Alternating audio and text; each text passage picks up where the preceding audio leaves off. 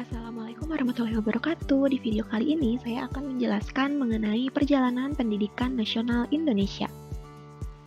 Dimulai dari pendidikan zaman kolonial.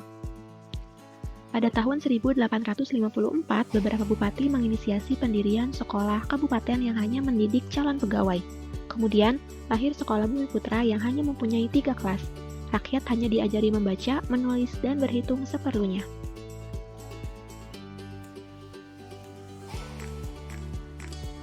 Kemudian, pada tahun 1920, cita-cita baru lahir untuk perubahan radikal dalam pendidikan dan pengajaran.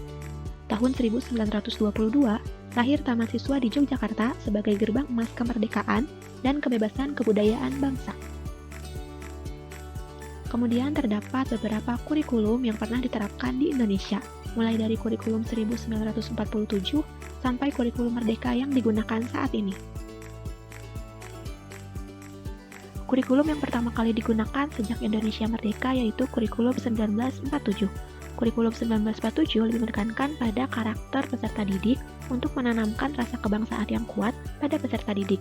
Kurikulum ini masih belum menekankan pada kemampuan kognitif peserta didik.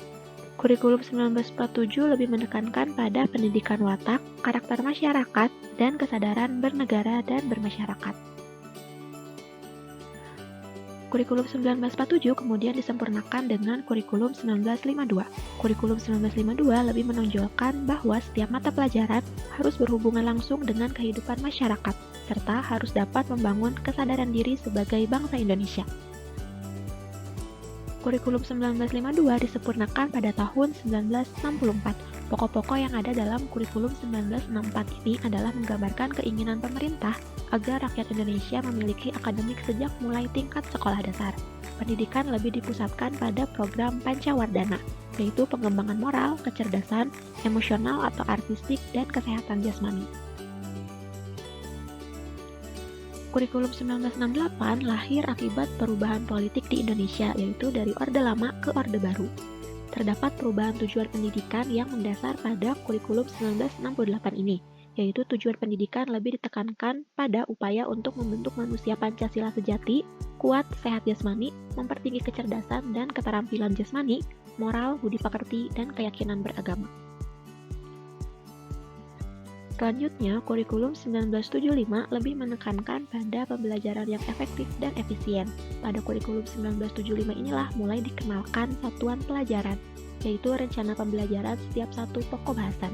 Dengan adanya rencana pelajaran ini, tujuan pembelajaran di kelas dapat dilakukan penilaian yang lebih terukur. Kemudian, kurikulum 1984 lebih menekankan pada proses skill approach. Siswa tidak lagi ditempatkan sebagai objek dalam pembelajaran, tetapi ditempatkan sebagai subjek belajar. Pada kurikulum 1984 mulai dikenal istilah cara belajar siswa aktif. Namun, perubahan pendekatan ini di lapangan banyak mengalami kendala karena guru masih belum terbiasa mengaktifkan belajar siswa. Selanjutnya, kurikulum 1994. Kurikulum 1994 ini merupakan penyempurnaan dari kurikulum sebelumnya. Kurikulum ini dikenal dengan nama kurikulum tingkat satuan pendidikan. Kurikulum ini memiliki ciri yaitu orientasi pendidikan pada pendidikan kewarganegaraan, mengintegrasikan nilai-nilai Pancasila dan kebudayaan nasional, pendidikan karakter melibatkan nilai-nilai moral, etika, dan sikap positif. KTSP memberikan tingkat fleksibilitas yang lebih besar kepada sekolah dalam merancang kurikulum sesuai dengan kebutuhan dan kondisi lokal. KTSP merupakan kurikulum berbasis kompetensi dan pembelajaran aktif. Penilaian terdiri dari 2 jenis, yaitu penilaian formatif dan penilaian sumatif.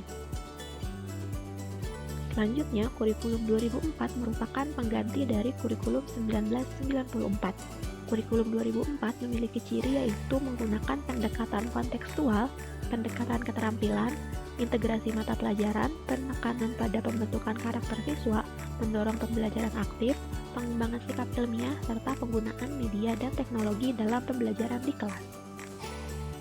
Kemudian, kurikulum 2013 adalah kerangka kurikulum nasional yang diperkenalkan di Indonesia sebagai bagian dari reformasi pendidikan. Ciri khas kurikulum 2013 yaitu kurikulum berbasis kompetensi, pendekatan saintifik, pembelajaran tematik, pendidikan karakter, pembelajaran inklusif, penekanan pada literasi dan numerasi, penggunaan teknologi informasi dan komunikasi, pendekatan pembelajaran aktif, penilaian formatif, dan peningkatan kreativitas dan kritisisme. Yang terakhir, kurikulum merdeka yang digunakan saat ini. Kurikulum Merdeka Belajar bertujuan untuk memperbaharui sistem pendidikan Indonesia agar lebih responsif terhadap perubahan zaman dan mempersiapkan siswa untuk menghadapi tantangan global.